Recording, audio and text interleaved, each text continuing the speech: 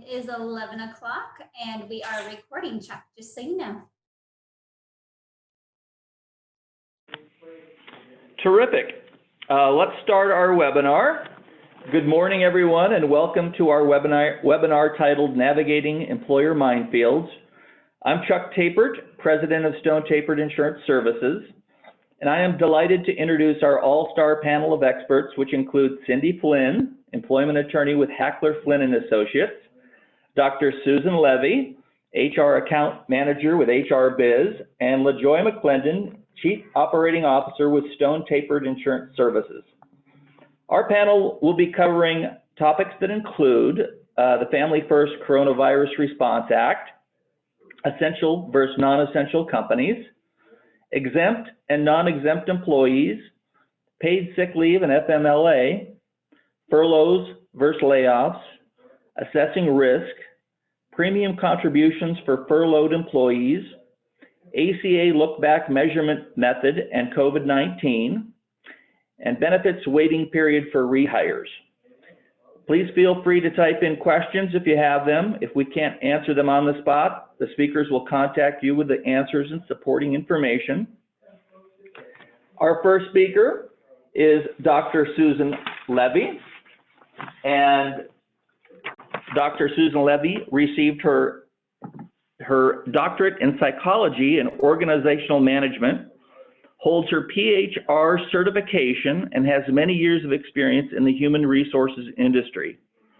As an HR consultant at HR Biz, Susan oversees various HR needs, including development of onboarding materials, tracking up-to-date labor codes, employee discipline, harassment prevention training, engaging employees in interactive processes, overseeing harassment and other workplace investigations, safety in the workplace, human resource information systems, development and execution, and much more. Susan focuses on implementing or adapting HR policies through promoting employee engagement and minimizing disruption to the organizational culture. Ladies and gentlemen, I present Dr. Susan Levy. Thank you so much, Chuck. So as Chuck mentioned, my name is Susan. I am going to first start us off by going over the FFCRA, which is the Family First Coronavirus Response Act. You are probably semi-familiar with it, but we found that there are a few different caveats that people might not be aware of, and we wanted to highlight. So just as an overview, this was passed back in March. And it applies to any employers with less than 500 employees. The FFCRA provides paid sick leave and expanded paid FMLA for COVID-related situations, which we'll discuss. The timeline that it covers is anytime between April 1st and December 31st of this year. So if you have a qualifying reason or your employee has a qualifying reason during this period of time, they would be covered. And the wage is paid by the employer, but then you receive a tax credit to offset the cost. So what are the different reasons for the FFCRA covered leave? Well, first is the employee is subject to a federal, state, or local quarantine or is in an isolation order related to COVID. Now, one of the biggest questions I get with this is the California or Los Angeles County stay-at-home orders or safe-at-home orders, can I count that as number one? The DOL has made it clear that those orders do not qualify. So then what would qualify? Well, the CDC and federal orders, if you've traveled internationally to quarantine for 14 days, that would qualify. For a while, if you traveled to New York City and needed to quarantine for 14 days. There was a federal order for that, but general stay-at-home orders do not. Other reasons are if an employee has been advised by a healthcare provider to self-quarantine, if the employee is experiencing symptoms and seeking a diagnosis for COVID, if the employee is caring for an individual who is either ordered to self-quarantine by a physician or by a federal, state, or local quarantine order. If the employee is caring for a child whose school or place of childcare is closed due to COVID, or this general catch-all if the employee has a similar condition as specified by the U.S. Department of Health and Human Services. I have yet to run into an employee that could be classified as reason 6. Usually if they're having the symptoms, they are seeking diagnosis and it can be number 3, but they kind of have a catch-all just in case. So what are the durations of leave? So if you have reasons 1 through 4, so if you're in a order to quarantine, your doctor's recommended, if you're caring for someone who's quarantined, if you're having symptoms, all of that is up to 80 hours of leave if the employee is full-time, or if they're part-time, whatever their 2-week average work is.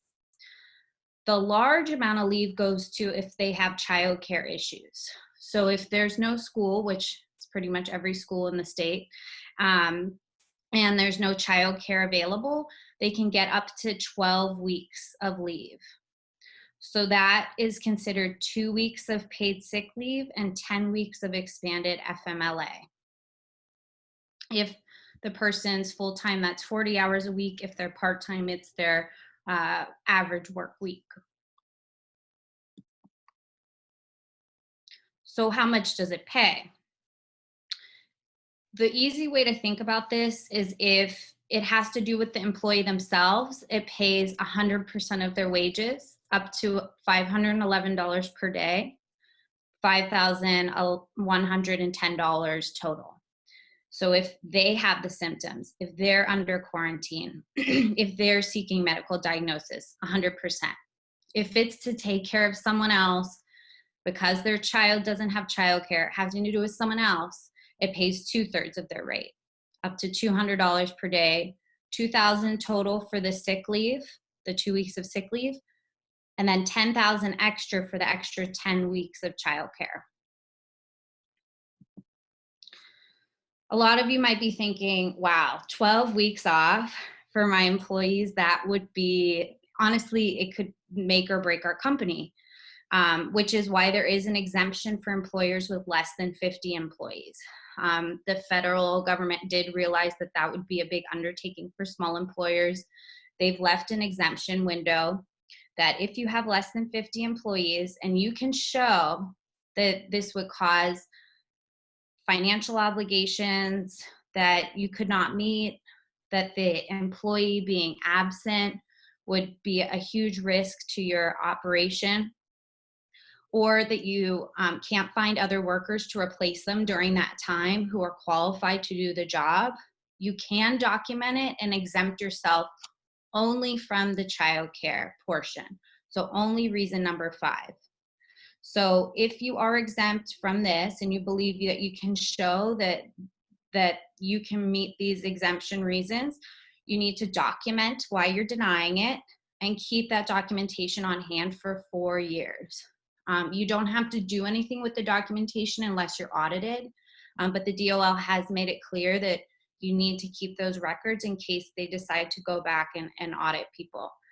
We honestly don't know which way things are going to go. Part of, a lot of people are like, oh, they're probably not going to audit anything, but it's better safe to have it because you don't want to not have those records and then, have an issue later.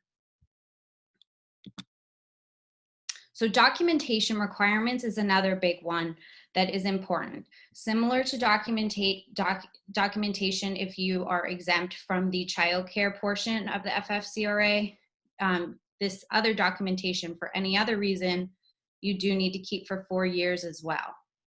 So all documentation needs to include the employee's name, the date for which the leave is requested, the qualifying reason for the leave, and a statement that the employee is unable to work or telework because of the COVID-19 qualifying reason.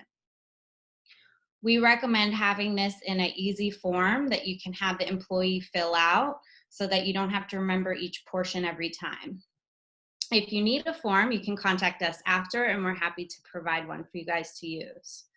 In addition to the general documentation requirements, each specific reason has a little extra that you have to add depending on what the reason is. So if it's the first reason that there's a federal government order that the person has to quarantine, they have to provide what the name of the government entity is that issued the order. If they're waiting for medical diagnosis or they've been told by their healthcare provider to quarantine, they need to provide the name of their healthcare provider.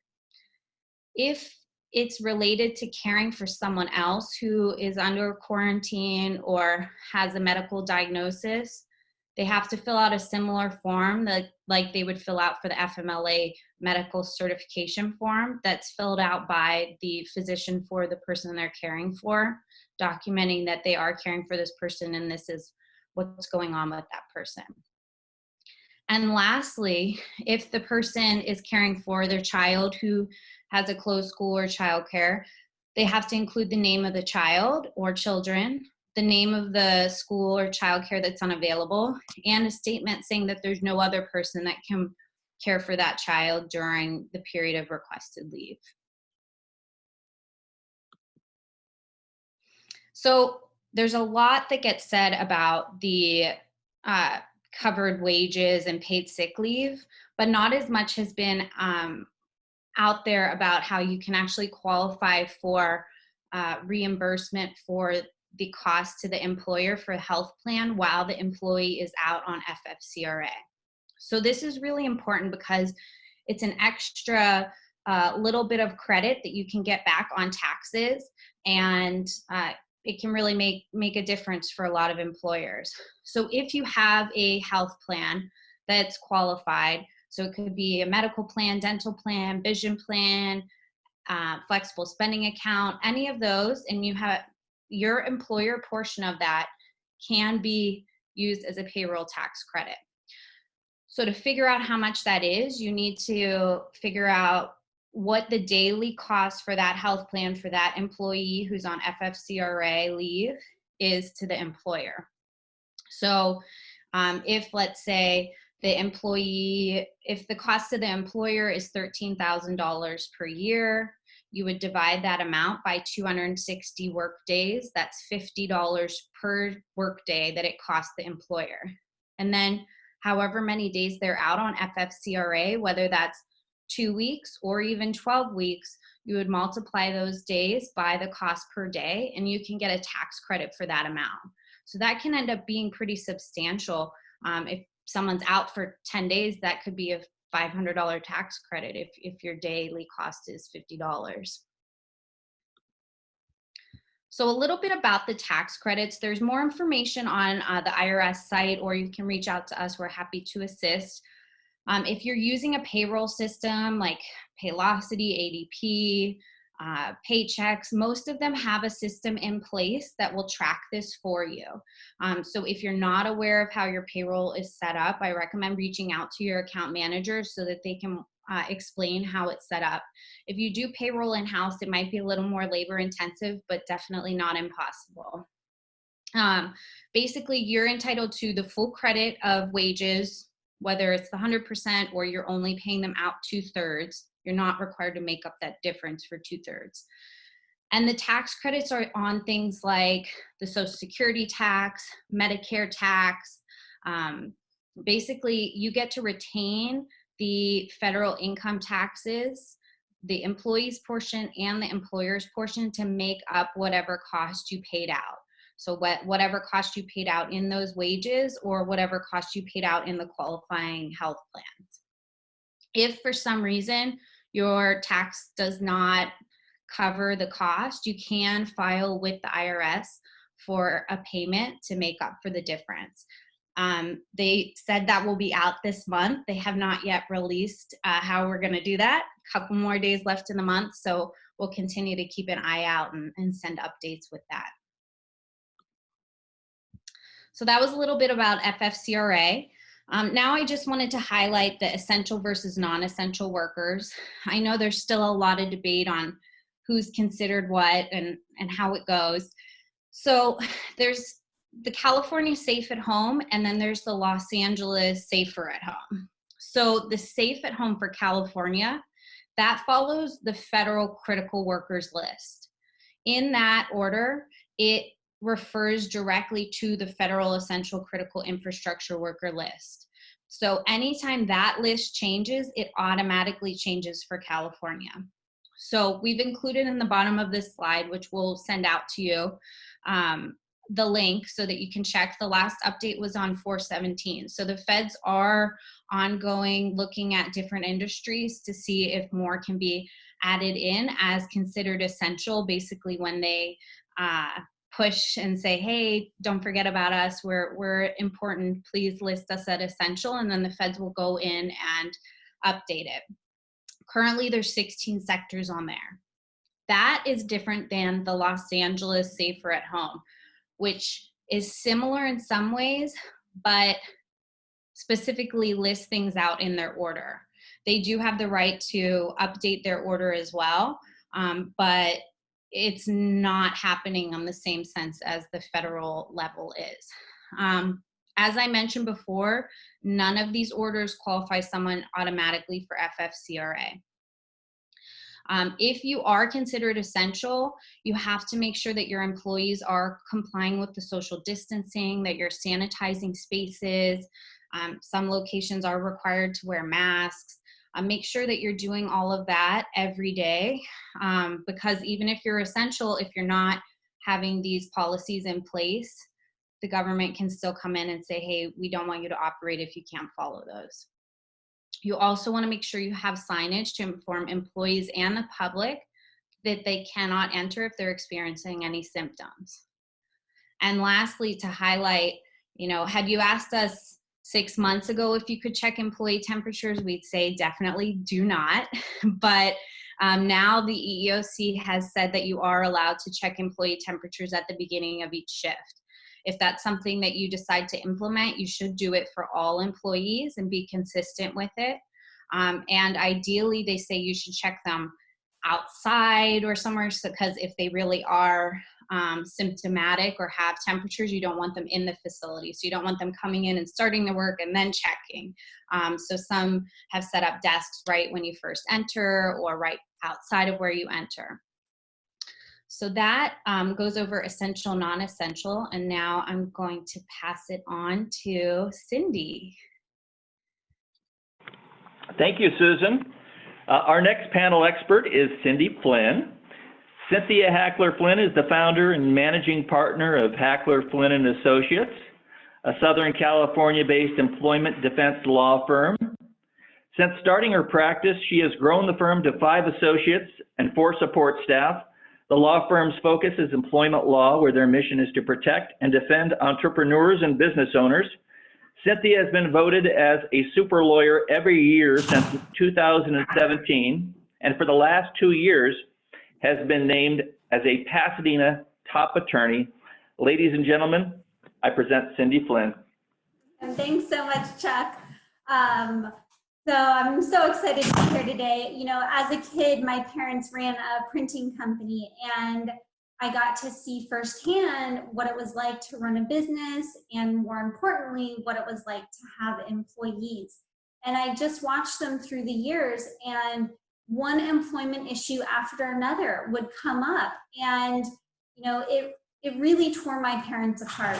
And so after years of marriage and running a business together, they unfortunately ended in bankruptcy and divorce. But I knew early on I wanted to be an employment lawyer, really protecting and defending business owners. So, and with COVID-19, over the last several weeks, we've seen a huge rise in clients getting demand letters.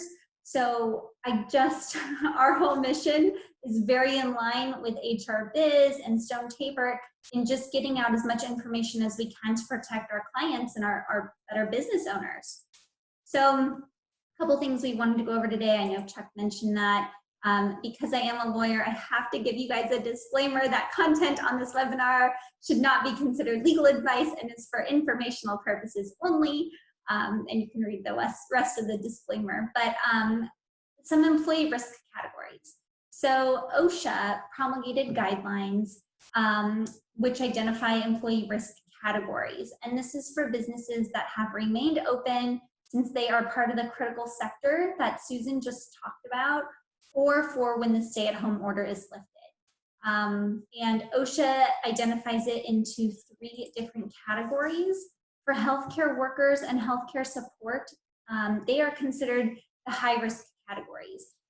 Employees with high-frequency contact with the general public, such as school staff, those working in high-volume retail, or those working in high-population density workplaces constitute that medium exposure. And then employees with minimum occupational contact with the general public, or coworkers such as your office employees or remote workers, those constitute the lower exposure risk group. So employee categories to assess risk and determine next steps, those employees who are returning from affected areas, those in close contact with those returning from affected areas, those who've obviously tested positive for COVID-19 themselves, and then those showing signs or symptoms. So this isn't too much of an issue these days because of all the travel bans that have been going on lately. But if you have an employee returning from an affected area, they are required to self-quarantine for 14 days. They might be required to undergo mandatory health screenings by federal, state, or local authorities. And then as an employer, you can require a medical release to return to work for these employees. And you may want to maintain a high level of alert with regard to them. Employees in close contact with individuals returning from affected areas, they may be required to self-quarantine as well. And then also as an employer, you can require a medical release for them to return to work as well, and continue to maintain like a high level of alert with regard to those employees. For employees who've tested positive, and truly it's not a matter of if an employee tests positive, it's a matter of when. And we recently just developed this whole, kind of like a 4-page PDF. If anyone wants it, I'm happy to send it to you. You just have to email me. My email address is at the bottom, and it's an action plan of what happens when an employee does test positive. So bottom line is you immediately want to send them home or have them stay at home. You immediately want to treat the affected area in which the employee worked as per CDC. They have recommendations and guidelines on their website. You want to advise the employee and or customers who were in contact with the affected employee and offer reimbursement for medical testing for these employees. It's really important though to not identify the employee by name. That is a privacy concern. So you don't want to say who the person is that tests positive, but you might be required to pass out workers' compensation paperwork if applicable, and then also contact the CDC or local health department. Employees who show symptoms, you may send the employee home upon observation of symptoms consistent with COVID-19. You can require a medical release for these employees to return to work as well. Immediately treat the affected area again in which the employee worked per CDC, and then you may advise customers and or other employees who are in contact with the affected employee. Again, do not identify the employee by name. Emphasize that there's been no diagnosis, but that you're acting in an abundance of caution. So in order to assess the risk, you may ask your employees to inform you if they have come into contact with someone diagnosed with COVID-19. You can ask them to inform you if they have symptoms of the virus or have been diagnosed with COVID-19, or inform you if they have recent travel to highly affected areas. You may not, however, target individual employees unless you have an objective basis for asking. And this is where we're going to see a rise in probably age discrimination lawsuits within the next year. We represent only the best, good-hearted employers out there. And we've had some come to us and say, oh, I sent all my staff over 60 home. And I'm like, no, that's age discrimination. So keep that in mind. I know we all have good hearts and we're trying to protect our employees as best we can, but you cannot use age as a factor. So again, just do not target an individual employee unless you have an objective basis for asking. And then keep in mind, you cannot ask about any other medical condition or underlying medical disability or any information on that regard. So for your non-exempt employees, non-exempt employees sent home during a workday must be paid reporting time pay unless state of emergency includes a recommendation to cease operations. Exempt employees must be paid their full salary for any week in which they perform work. And you can offer telework or remote work if it's administratively feasible, making sure that non-exempt employees have the ability to track time worked as well as meal and rest periods. And then you can also require a leave of absence if telework is not feasible. Just one note here, reporting time pay does not apply when operations cannot commence or continue when recommended by civil authorities. This means that reporting time pay does apply under a state of emergency unless a state of emergency includes a recommendation to cease operations. So you can, as an employer, require an employee to use accrued paid time off or vacation time. You cannot require your employees to use paid sick leave. So with reducing hours, you can temporarily reduce employee hours. This must be done in advance. Employees are eligible for partial or complete unemployment benefits if there's a reduction in hours, whether this is partial or total, whether it's permanent or temporary. And if a business operations sees non-exempt employees are only entitled to hours actually worked and accrued unused vacation, unless reporting time pay applies. And then for your exempt employees, they are entitled to their full salary in any week in which they work. If they do not work, then they can use accrued unused vacation. And that's really important to note because we're still getting questions from clients as of last week of they want to check in with their staff that haven't worked in a couple weeks because they were shut down, and they want to see where things are. And even if it's a 15-minute check-in conversation, you need to pay those exempt employees their full salary that week. So keep that in mind as you start to reach out to your employees and hopefully start to open up again. So both a layoff and a furlough, assuming eligibility requirements are met, would entitle your employees to receive unemployment benefits. A layoff can be temporary or permanent. A furlough involves reducing the days or weeks that an employee may work. And the Department of Labor, the Division of Labor Standards Enforcement, the DLSE, has recently said for purposes of timing a last paycheck, there is no difference between a furlough that's longer than 10 days and a layoff. So keep that in mind. I believe that due to this unprecedented situation, it's unlikely an employer will face liability for failure to pay accrued and unused time off at the time of the furlough. However, it's still not completely unknown. And if an employer furloughs its employees down to 0 hours for longer than 10 days, it's really the best practice to offer those employees their accrued paid time out. So keep that in mind. Although because of the shutdowns, some clients don't even know if they laid off or furloughed their employees, but we can talk if you have specific questions on that. With layoffs, termination obligations absolutely apply. There's the notice to the employee as to the change in relationship, Form 2320. You want to give them the unemployment benefit information, the final paycheck on the last day worked, and this includes accrued vacation time, business expenses to date. Paid sick leave is not considered a wage, so that's not paid out upon termination. COBRA notices, health insurance premium notice. I'm going to just touch on the WARN Act because I think we have quite a few businesses on the line that are much larger. But just be mindful that there is the Federal WARN Act's notice requirements, and the WARN Act requires advanced notice to your employees prior to a plant closing or a mass layoff.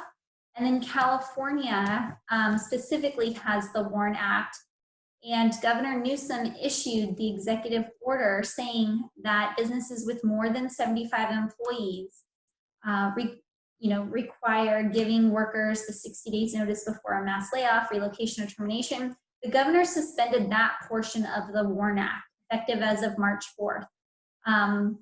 So you're exempt now from that 60-day notice requirement, but the new standard is that the business must give the employees as much notice as is practicable and provide a brief statement of the basis for reducing the notification period. He basically said, because of the need to prevent or mitigate the spread of COVID-19, employers have had to close rapidly without providing their employees the advance notice required under California law. So keep that in mind. With furloughs, be mindful that reducing an exempt employee's salary may bring them below the necessary salary threshold. So for your non-exempt employees, you can certainly schedule them for fewer days or fewer hours without liability concerns. You do not need to pay them for time not worked unless reporting time pay applies. With your exempt employees, it's a lot more complicated. If you have an exempt employee, let's say making $90,000 a year, they're working, on average 40 hours a week, full time, and you cut them down to half. You want to bring them down to 20 hours a week, and therefore you divide their salary by half. They then, at $45,000, they've fallen now below the minimum salary threshold. And we recommend reverse engineering them into an hourly rate and paying that hourly rate, but at that same time, keeping track of their breaks, keeping track of their lunches, and also paying overtime, actually, if they work more than 8 hours in a day. But in general, if an exempt employee performs any work in the week, again, they must be paid in full for that week. If no work is performed, no salary is owed for that week. And then you do want to provide advance notice to any reduction in schedule or pay. And then when you discharge, lay off, or give a leave of absence, California law requires employers to give written notice of a change in relationship to any employee who is discharged, laid off, given a leave of absence, or whose status changes from employee to independent contractor. Please do not do that, though. I have lots of webinars that you can watch on how you should not want change someone from an employee to an independent contractor, but that's another topic.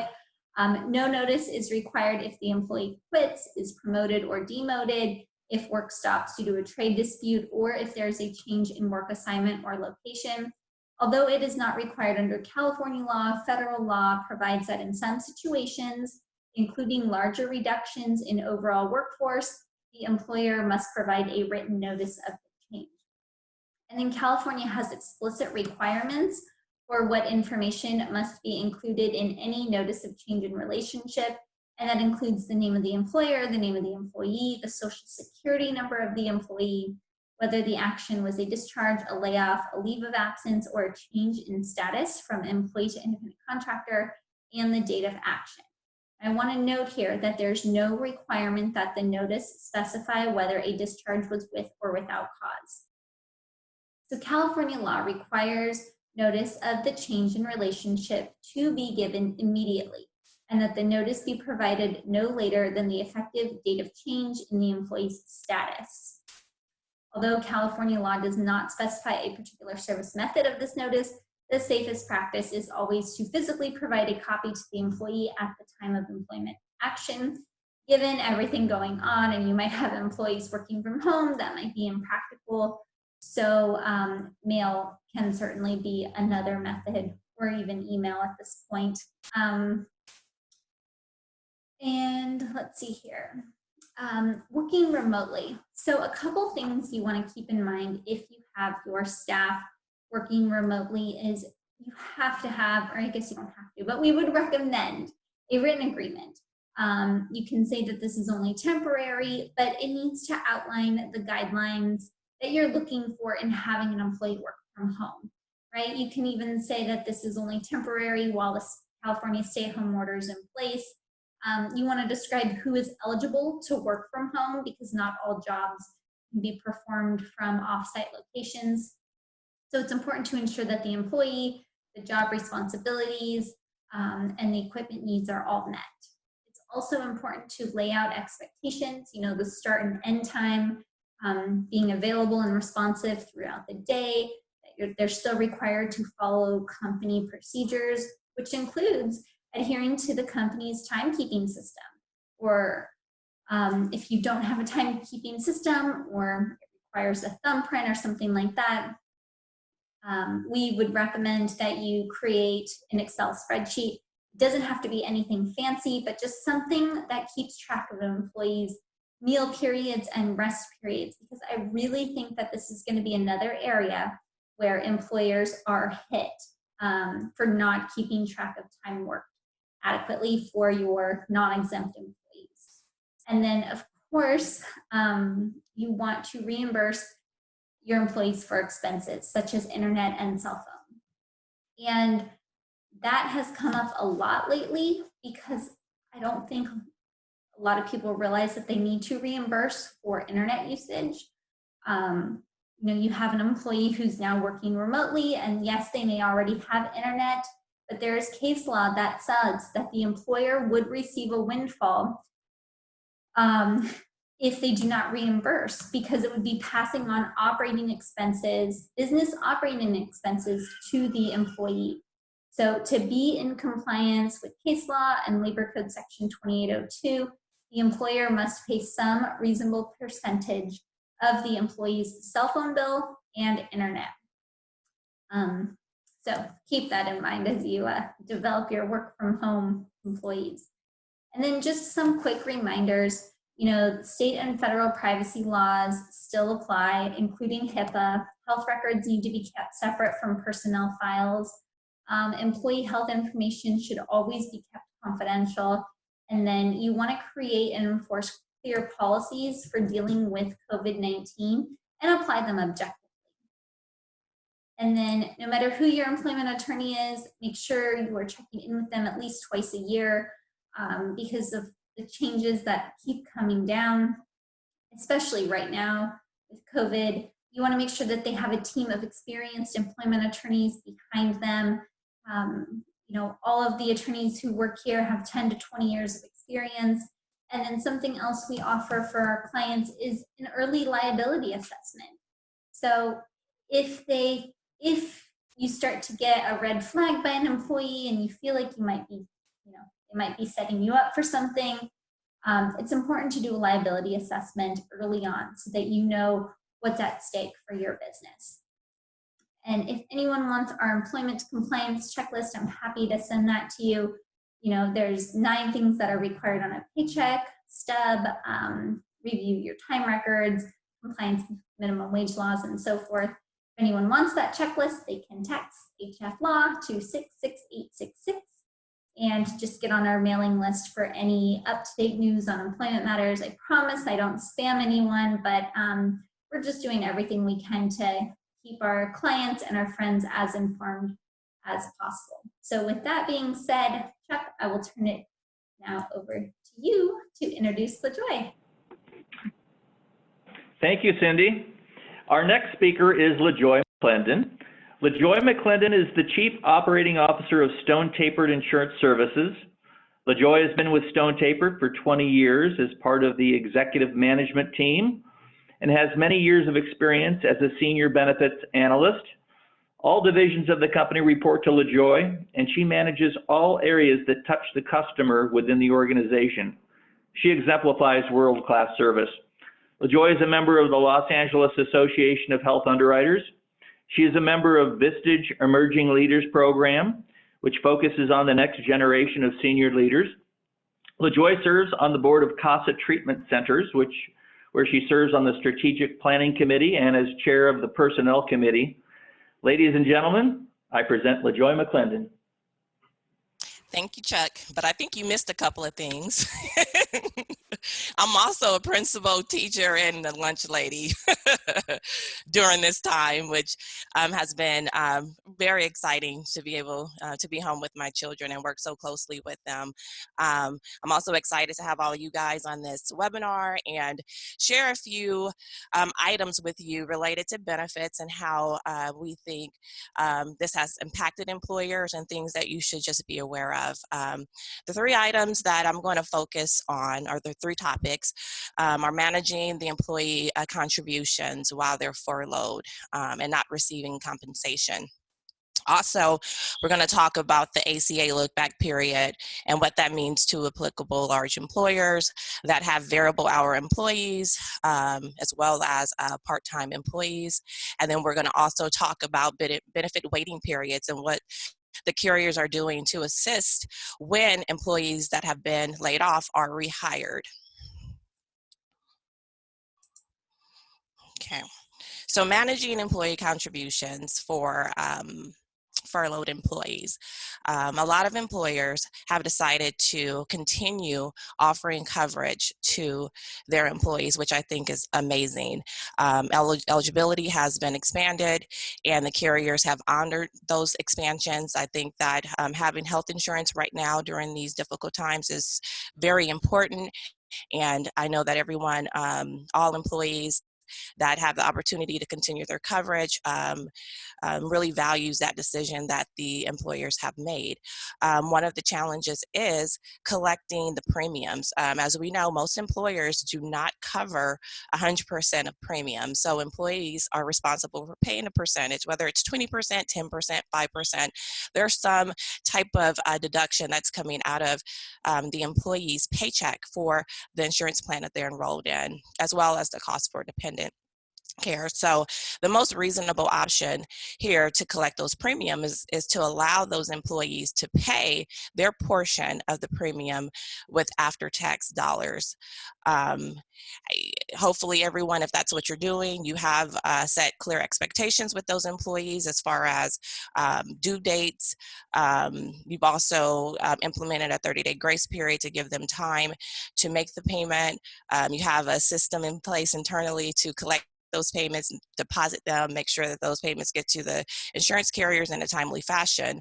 The other option is, which is a very easy, simple way, but not necessarily financially feasible for employers, is covering the full premium until the employees return to work and apply catch-up contributions. The most generous option is covering the full cost of the plan or increasing employer contributions. I'm going to focus on option one because this option is the one that's probably more practical and the solution that most employers are using. Okay. So during this time, you're collecting these payments from your employees. What happens if an employee is not able to make their payment in a timely fashion? What are your options? Can you terminate the coverage for non-payment?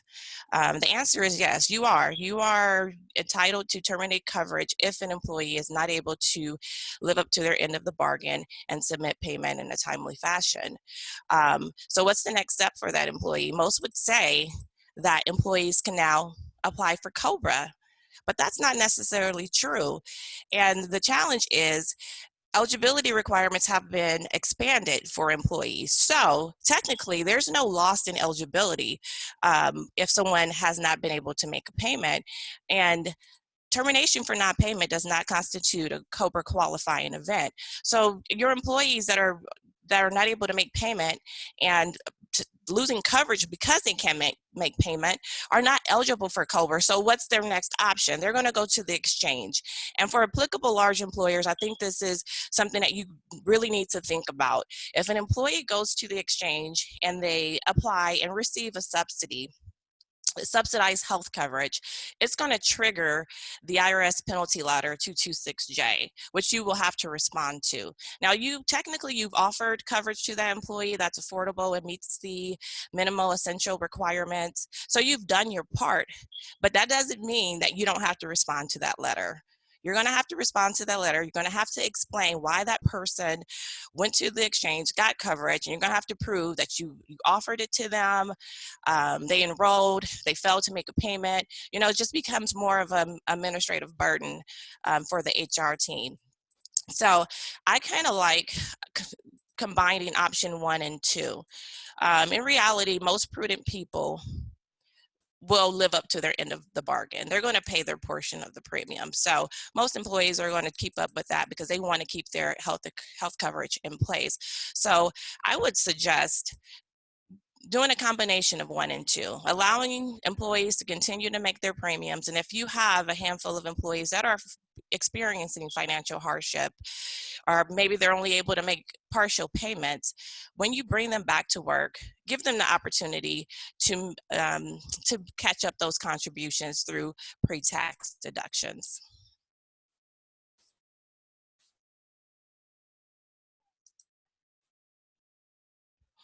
The next topic I'm going to focus on is the look back measurement period. This is applicable to ALEs, applicable large employers. As you guys may all be aware, the look back measurement period is designed to help employees determine the full-time status for variable hour employees as well as part-time employees. The measurement period is the period of time where you're calculating hours to see who's averaging 30 hours a week. You have an optional administrative period, which gives you the opportunity to make an offer of coverage or disenroll someone that's no longer eligible for coverage. And then you have your stability period. The most common measurement period is 12 months.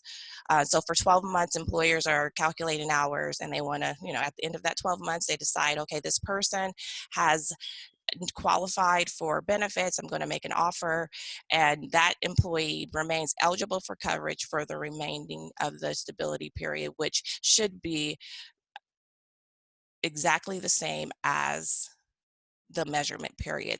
So if you have a 12-month measurement period, your stability period should be 12 months as well.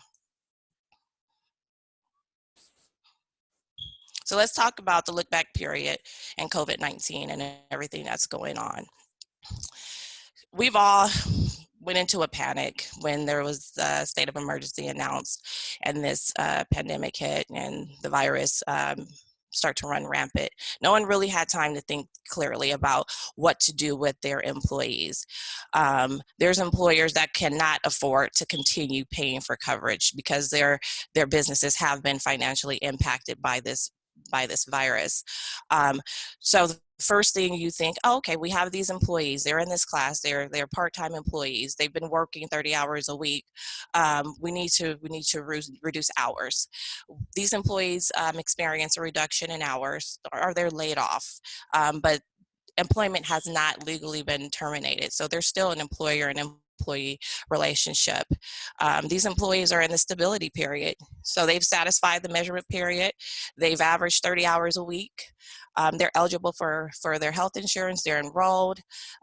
These employees should continue to be enrolled, but how many employers have actually done that analysis to see if they're terminating coverage for employees that are in the stability period? This is, I think, one of the issues that we're going to see later on, where these part-time employees who have lost coverage because their hours have been reduced, and these employees have gone to the exchange, received subsidized health coverage through the exchange, and now employers are going to be responsible for penalties for the months that these employees were not offered coverage.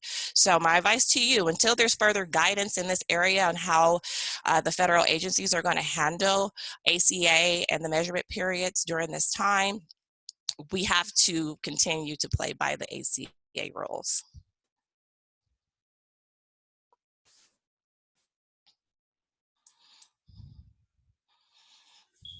So let's talk about benefit waiting periods. What about employees that were terminated? The relationship between the employer and the employee was actually terminated, but you've decided that you are going to rehire these employees at a later date. What options do they have with their employee benefits?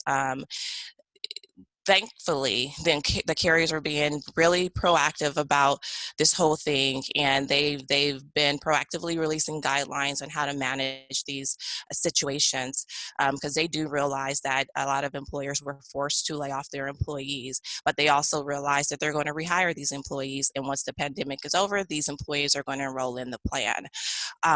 So a lot of the carriers have decided to waive the waiting period, which I think is great.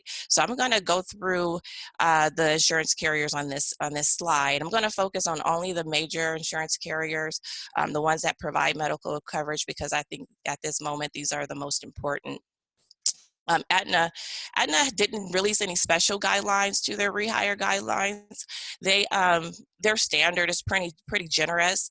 So with Aetna, they're going to waive the waiting period as long as that employee is rehired within a year. Anthem Blue Cross has decided that they're going to waive the waiting period for employees that are hired prior to May 31st. Blue Shield is moving forward with their standard guideline, which is if an employee is hired within 6 months, the waiting period will be waived. Cigna is providing flexible eligibility guidelines. So they're allowing the employer to determine what those eligibility rules are going to be. So if you're with Cigna and you decide you want to waive the waiting period for those employees, it's perfectly okay. Health Net is following Anthem's lead and allowing employers to waive the waiting period for employees that are rehired prior to May 31st. Kaiser is very similar to Cigna, although they've provided separate guidelines for large groups and small groups. Essentially, they say the same thing, which is they will allow the group to define the waiting period as long as it's fair and consistent across the board for all employees and it does not exceed 90 days. As for United Healthcare has decided to waive all waiting periods for employees terminated due to COVID-19. They haven't given a time frame on it. It's just a very broad guideline saying that if you've been terminated due to COVID-19, you will be allowed to come back to the plan without satisfying a new hire waiting period.